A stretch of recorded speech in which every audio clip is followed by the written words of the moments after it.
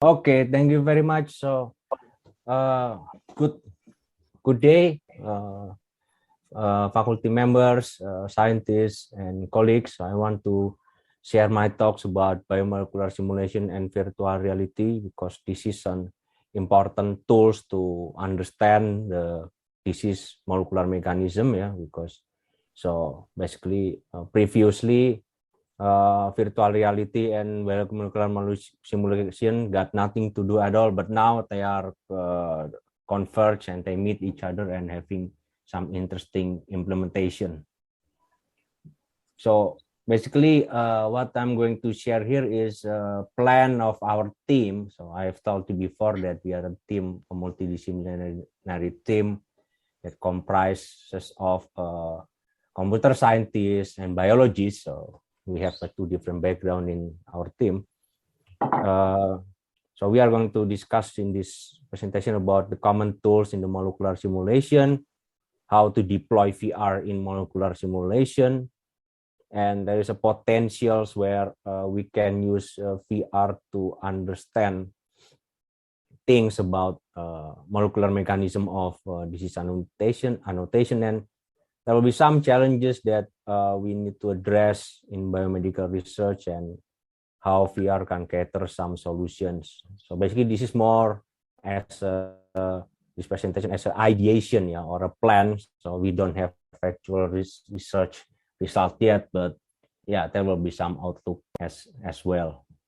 So basically, as a motivation, we already got some papers that we use standard molecular simulation techniques such as docking. We introduce you in this kind of old paper and start with the molecular simulation and also with protein design. And we also applied that to protein nucleic acid design as well. But we understand that there are limitations in our efforts that basically without the help of VR, we cannot obtain sufficient information about protein structure or about chemical bondings. The information are just insufficient, and there are some review concern that actually we cannot answer, yeah, during the peer review process, yeah, because it's related some help that we need from the VR technology. So the main issues I'm going to share with the main issues in molecular simulation will be to provide this fine grain and high resolution dynamics of biomolecular dynamics with chemical interaction. So everything should be in high resolution. Yeah. So that's why I think in the field of computer sciences, I think all of you know better than me that they have developed high fidelity GPUs and so on. Yeah, in order to understand the chemical interaction. So, but somehow the standard in this area is start to be more demanding than ever.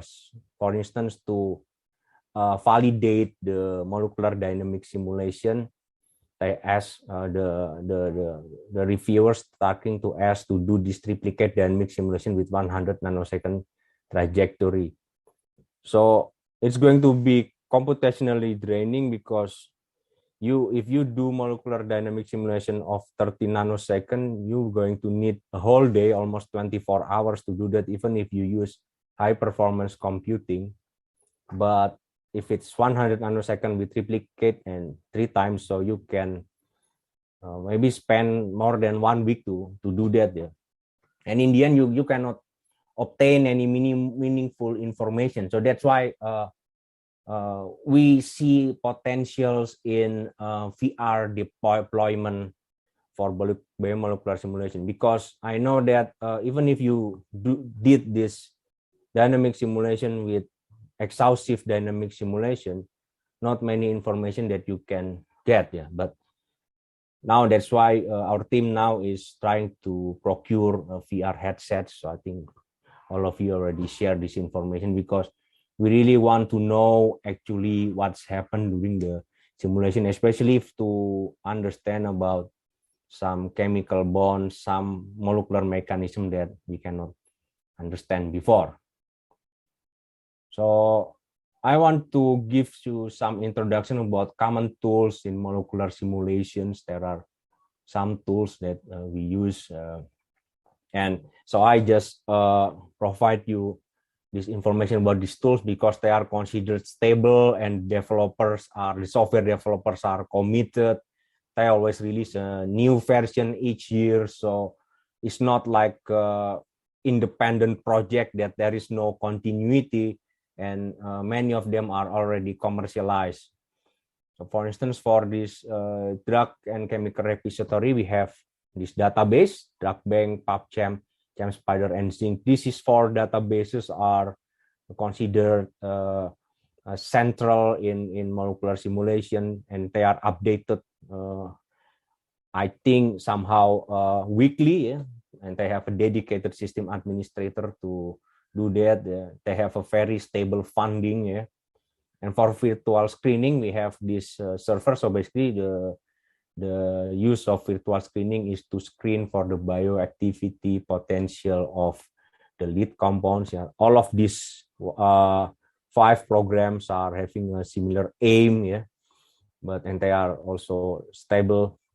And for molecular visualization, so one example is this. I'm going to give you example of molecular visualization. So this is so we visualize this simple molecular visualization with actually UCFF Chimera, but you can use it PyMol, VMD, and Nickplot. So they are also considered standard as well. But all of them are open source, and basically you can ask the source code to the developer. I think they deposit the source code somewhere in the GitHub, yeah. Also for molecular docking, so how you can dock the interaction between protein and ligand. PIREX. So PIREX, Autodock, PatchDock, HeadDock, and MOE, they are considered standard. And for PIREX until HeadDock, I think you can find the source. You can ask the source code as well to the developer. But MOE, no, yeah. MOE is a proprietary commercial software that basically you have to pay yearly license and so on.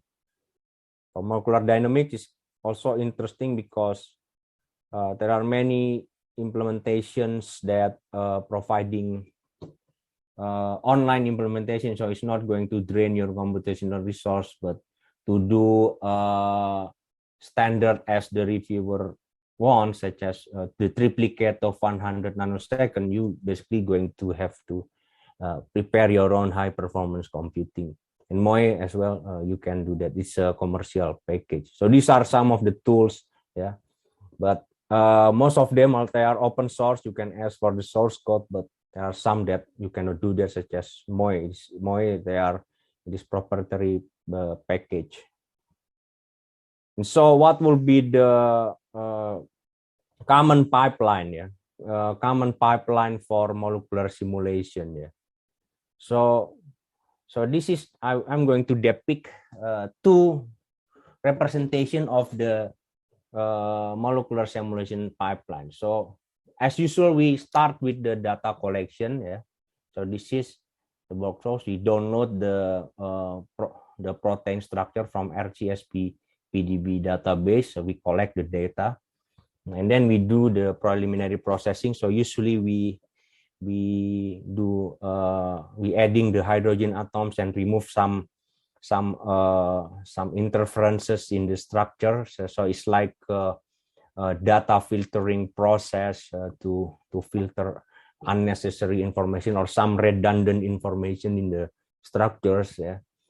And we are using this PyMol, and then we analyze the data. Basically, we check for the chemical interaction with ClusPro and Prodigy. So this is one example when we focus mainly only on the protein structure, yeah, or protein interaction. But if we starting to deploy ligands, or to deploy small molecules such as flavonoid, yeah.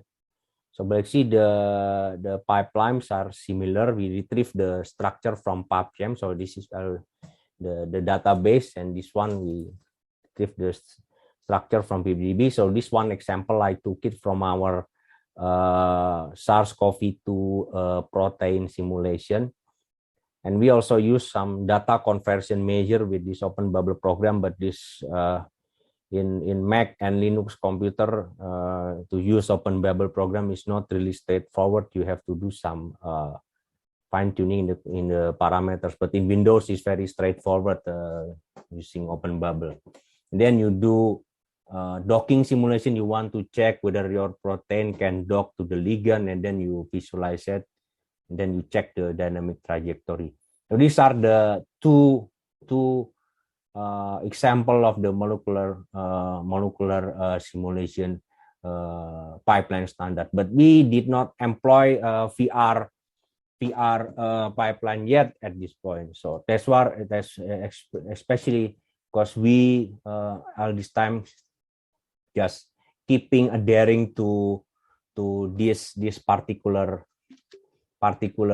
pipeline. We cannot answer some of the critical question that is posed by reviewer, especially concerning the resolution and the fidelity of the simulation. That's why we really considering hard to deploy VR technology. So basically, this is one of the example from other team that we consider.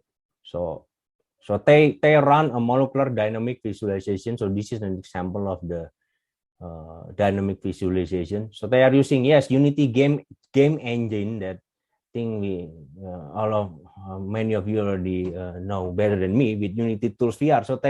So there is one group that is creating a molecular visualization pipeline by using Unity game engine. Yeah. So that is quite interesting implementation. They made this plugin with Unity to run the stereoscopic mode. So you can see that it's like you are immersing and entering to the screen, and you really can feel that molecule is in front of you. That is the really good thing about VR. And even they have this large cylindrical projection display. So I'm going to show you one example, but I think this example is still beyond our grasp. Yeah. So this is basically the ideation of the VR deployment in molecular simulation. So I mean, so there is a audio and visual element. Yeah. So I think these are some of the implementation, including the Oculus Rift that is kind of standard in here, and also Microsoft HoloLens. And then they use data gloves as well, this with haptic touch experience. So they have this realistic touch, force feedback, and so on.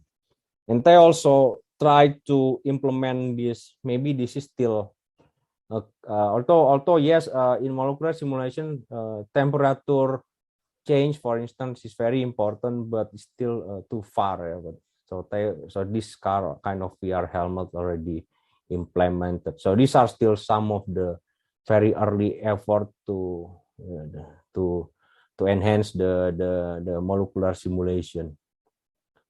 And so this is one of the VR another example by using Oculus Rift development kit. Yeah. And so this is I already mentioned you about molecular dynamics software, but I missed this software. There is one software that is called Caffeine. Yeah. So basically this is for people use Caffeine for high fidelity molecular simulation. Yeah.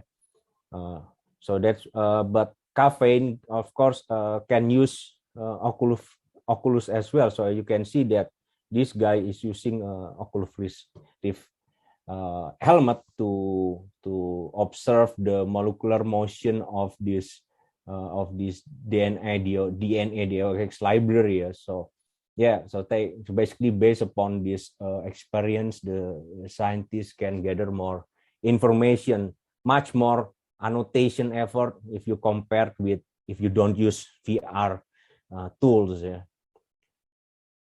Wait.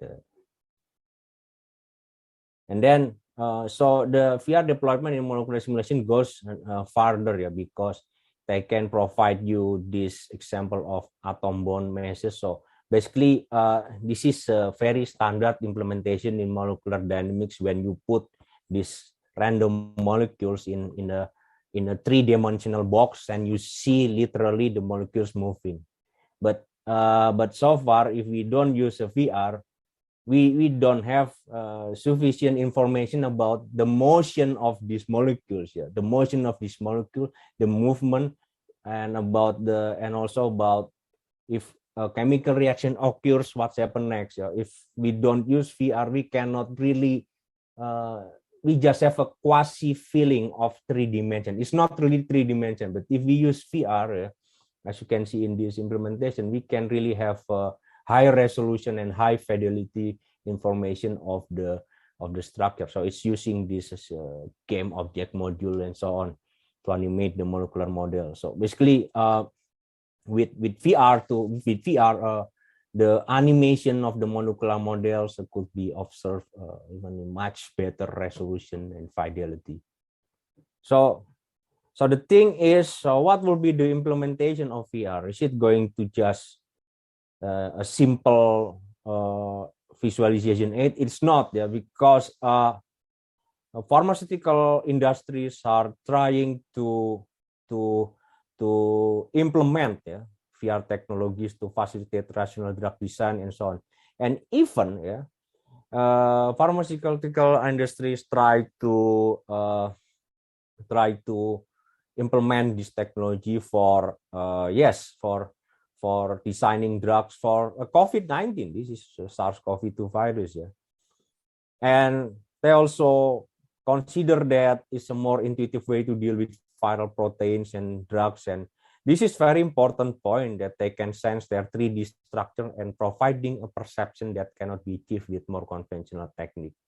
So definitely at this point, people, structural bioinformatics team that using VR technologies can defend their techniques in the front of the reviewer doing peer review process because of this one, because there are some questions that we cannot answer without it.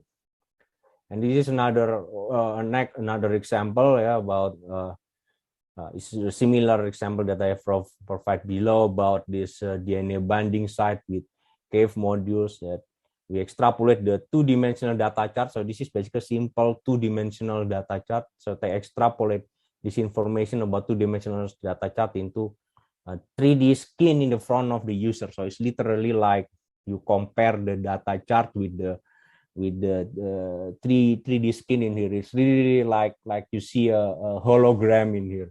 It's not really, it's like seeing a hologram in here.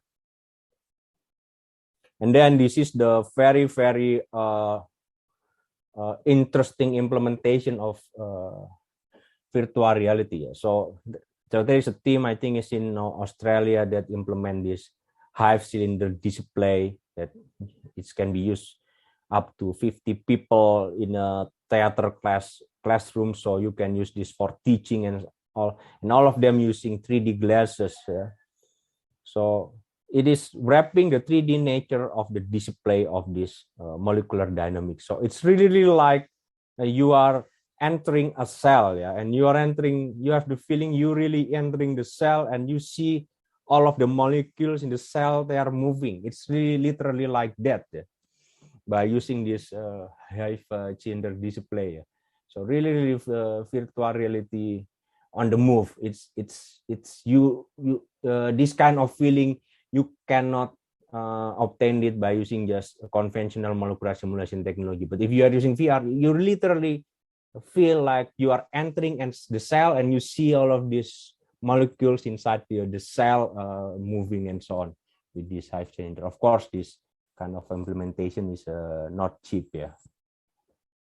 So these are some of the possible challenges in biomedical research. So I just give you some challenges that how this technology encounter some solution. Like we have problem with antibiotic resistant bacteria because bacteria is always mutating. So that's why we also always have to develop a new drugs. So that's why we need VR, because maybe VR technologies can help us to ameliorate the problem with constant effort for developing drugs, because developing drugs is expensive. It's very expensive. So we need the way to understand the molecular structure of the drug better. Yeah? And about immunoinformatics, this is an example in the mutation in the viral protein of COVID-19, like we saw with Omicron variant. So I think especially all of us already know that WHO already declare Omicron variant as variant of concern, and up to this point, we don't understand much about this variant. And I just read some bioinformatics paper in this area. Of course, they don't know much because the researchers, they don't use, possibly not using VR, so they don't really understand what is the consequences of this Omicron variant to the mutation in the viral protein, what will be the implication to the 3D structure. If they use VR, they will definitely will understand better. And not only just bacteria and viral infection, also we have also still ongoing problem with cancer, Alzheimer, Parkinson, and many kind of disease. So we really there are some hopes in it. And this is one of the example of the VR, how VR tools can test with the system of varied complexity. One of them will be the disordered protein. This is number one. So disordered protein is one of the molecular simulation problem that we cannot resolve because the structure of the disordered protein is not clear. Yeah? You can use the conventional molecular simulation to see the structure, but it's still not clear. But if you are using VR, you can see some patterns in here. The backbone, you can see the backbone in here, the red and the yellow backbone. You can see it with VR, but without VR, without Oculus, for instance, you just see some dots and you don't know the backbone. So that is in the eye of the viewer, it's useless information. Yeah. But and then you can see the interaction of the cell membrane in here, like the three-dimensional box that I mentioned to you. In the conventional way molecular simulation, this is very difficult to depict, yeah, and not many information that you can get. And also in here, number 3 about lipoprotein particle, because I think this is one of the implementation of drug design. If you use, I have once trying to visualize this liposome with conventional tools. It's not as good as this, definitely, even if I use a computer with a good NVIDIA GPU, for instance. But by VR, you use Oculus, well, you've got something. And then you can see this nanoscale lipid droplets, and even you can see the virus particles in the very high resolution with VR. That's something that you cannot do with conventional molecular simulation tools. Yeah. Then this is just some example of single cell data processing. This is annotation of NGS data, but I'm not going to touch this part that much about Telexal VR. So the data, you can have this screenshot and heat maps, and then you can annotate the data in 3-dimensional. And then this is one software that exemplifies how a VR can help you to catch previously unannotated chemical bindings. Yeah, so these are one of the example. When you use VMD, you cannot conventional VMD. You cannot annotate the chemical binding, but if you use the VR version, you can annotate the binding. Even you can have a very high resolution of the chemical binding with this stereoscopic vision. And then these are some of the outlook. So basically, these are the ideation. So we see the potential are great. So that's why our team are committed to use this VR application very soon to enhance the prediction of the molecular stability. So that's why our aim is to have a more better, finer grained annotation information, to have more information about the chemical bondings, about the chemical structure, about the protein structure, and all. So that's why that is our aim, to boost the fidelity of drug and vaccine design. And we haven't really touched this part as well. So that's why possibly we are going to require machine learning or artificial intelligence application to expand this VR-based bioinformatics research, but we still have not considered this part yet. So these are some of the references, and thank you very much. So I would like to happy to take questions or comments. Thank you, Prof. Lee.